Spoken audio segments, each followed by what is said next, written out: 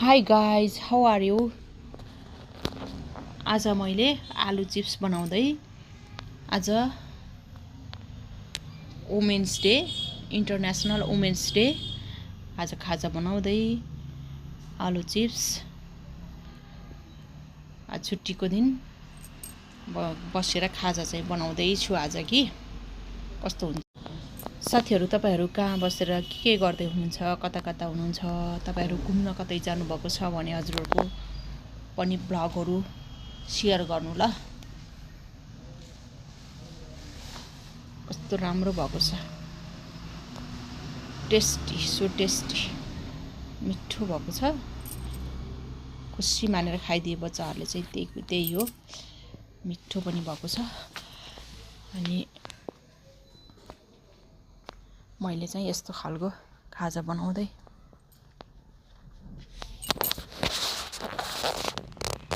अनि साथीहरूको के छ हौ खबर?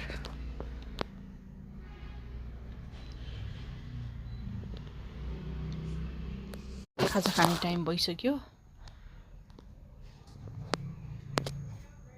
खाजा खाने काम गर्दै यता काट्दै पनि छु, फेरि यता राख्दै पनि छु। अनि इन्डक्सनको 2000 भोल्टमा त अलि उछुट्टियो कि, अलि लो गरेँ। अनि त्यसपछि राखेको एकैछिनमा पुरै फुरिहाल्छ हौ। आलु त कस्तो साह्रो मिठो भयो।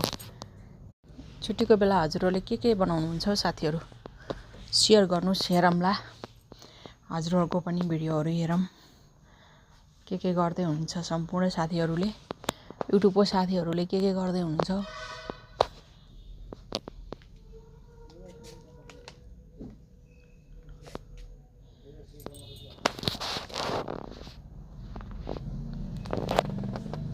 अब एक घान मात्रै बाँकी छ, सिद्धिसक्यो। अब यति भइहाल्यो, हामी 6 जनालाई त यति भयो, पुगिहाल्यो।